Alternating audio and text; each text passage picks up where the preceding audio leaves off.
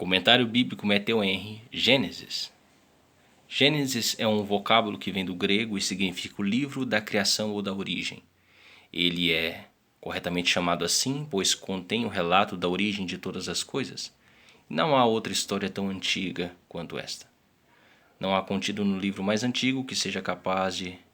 Não há contido no livro mais antigo que seja capaz de contradizê-lo. Pelo contrário, muitas coisas narradas pelos escritores pagãos mais antigos, ou aquilo que se pode descobrir nos costumes diferentes de diferentes nações, confirmam o relato do livro de Gênesis, do Gênesis. Capítulo 1 de Gênesis, versículos 1, 2. Deus cria os céus e a terra. Versículos 3 até o 5, a criação da luz. Versículos 6 até o 13. Deus separa a terra das águas. A terra se torna frutífera. Versículo 14 até o 19. Deus forma o sol, a lua e as estrelas. Versículo 20 até o 25. Deus cria os animais. Versículo 26 até o 28. O homem criado à imagem de Deus. Versículo 29 e 30. A designação dos alimentos. 31. Finalização e aprovação da obra da criação. Versículos 1 e 2. O primeiro versículo da Bíblia concede-nos um relato satisfatório e útil sobre a origem dos céus e da terra. A fé do cristão humilde compreende melhor este fato do que a fantasia dos homens mais doutos. Através daquilo que vemos no céu e na terra, aprendemos sobre o poder do grande Criador. Que o fato de sermos criados e o nosso lugar como homens nos lembrem de nosso dever cristão de manter sempre o céu à vista e a terra sob os nossos pés. O Filho de Deus, que é um com o Pai, estava presente quando o mundo foi criado. Ou melhor, sabemos que o mundo foi feito por ele e sem ele nada foi feito. Elevados pensamentos deveriam existir em nossa mente a respeito do grande Deus que adoramos, a respeito deste grande mediador em cujo nome oramos. Aqui, mesmo no princípio do texto sagrado, lemos sobre este Espírito divino, cuja obra no coração do homem é mencionada tão frequentemente em outras passagens da Bíblia. Observe que, no princípio, não havia algo desejável para se ver, pois o mundo estava informe e vazio. Era confusão e desolação. De modo similar, a obra da graça na alma é uma nova criação. E em uma alma sem a graça, que não nasceu de novo, existe desordem, confusão. E toda a má obra está vazia de todo o bem, porque está sem Deus, é escura, está em trevas. Este é o nosso estado por natureza, até que a graça do Todo-Poderoso realize em nós uma mudança. Versículos 3 até o versículo 5. Disse Deus, haja luz. Ele a quis, e imediatamente houve luz. Que poder existe na palavra de Deus? Na nova criação, a primeira coisa que é levada à alma é a luz. O Espírito Santo opera na vontade e nos afetos, iluminando o entendimento. Aqueles que por causa do pecado estavam em trevas, pela graça encontraram luz no Senhor. As trevas estariam sempre sobre o homem caído, se o Filho de Deus não tivesse vindo para dar-nos o entendimento, conforme registra em 1 João, capítulo 5, versículo 20. Deus aprovou a luz que Ele mesmo desejou. Deus separou a luz das trevas. Pois que comunhão tem a luz com as trevas? No céu há perfeita luz e nenhuma escuridão. No inferno, a escuridão é absoluta e não há sequer um raio de luz. O dia e a noite pertencem ao Senhor. Utilizemos então ambos para sua honra, cada dia no trabalho para Ele, descansando nele. a cada noite meditando diariamente em sua lei. Versículos 6 até o 13. A terra estava desolada, porém através de uma só palavra, encheu-se das riquezas de Deus. Essas riquezas continuam pertencendo a Ele, ainda que seja permitido ao homem utilizá-las. Elas pertencem a Deus e devem ser empregadas para o seu serviço e honra. A terra, conforme a sua ordem, produz pasto, ervas e frutos. Devemos dar a Deus a glória sobre o proveito que recebemos por meio do produto da terra. Se desfrutamos de benefícios por meio dele, que é a fonte, por meio da graça, devemos regozijar-nos nele também. Quando se secam os riachos temporais da misericórdia. Versículo 14 até o 19.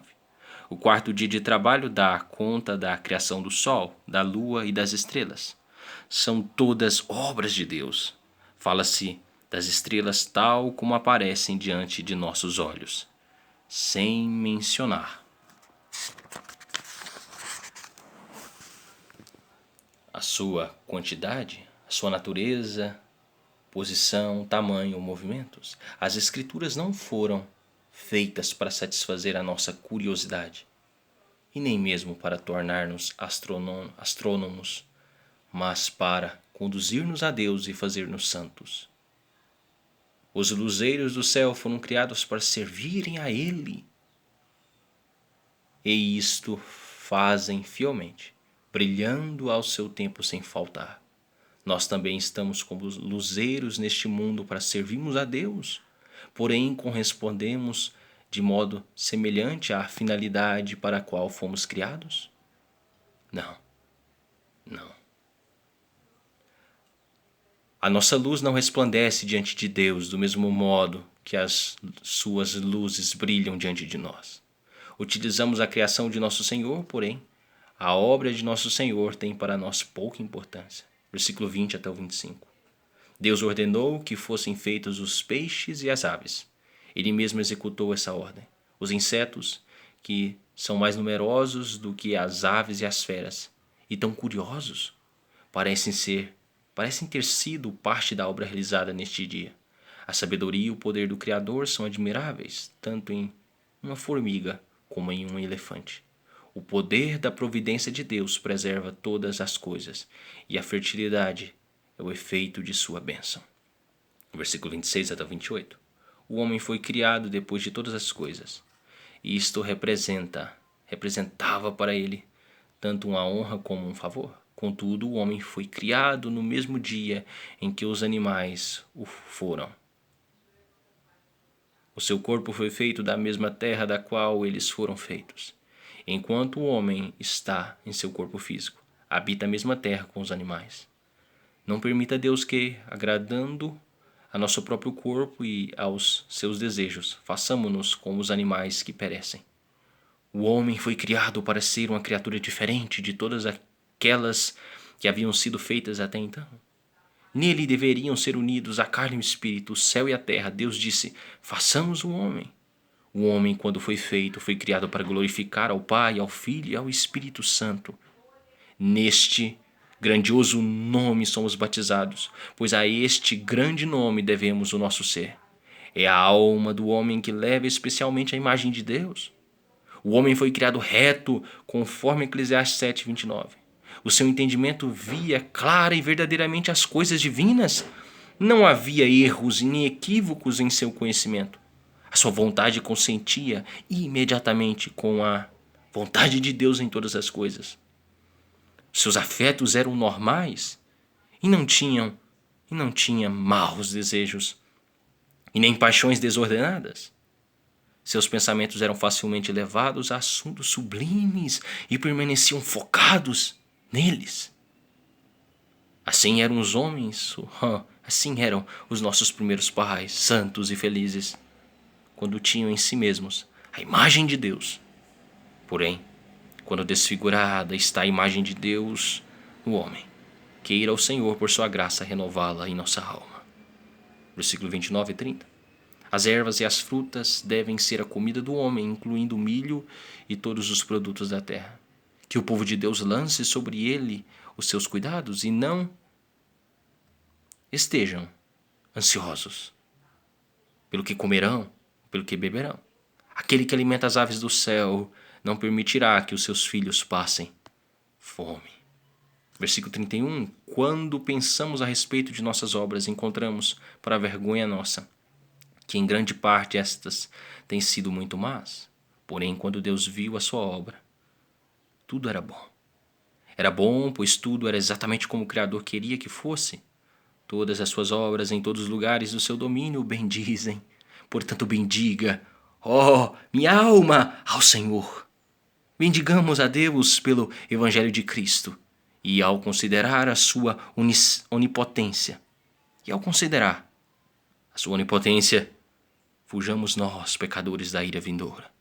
Se somos novamente criados conforme a imagem de Deus em santidade, finalmente entraremos nos novos céus e nova terra, nos quais habita a justiça.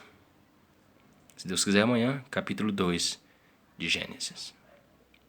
Comentário Matthew Henry.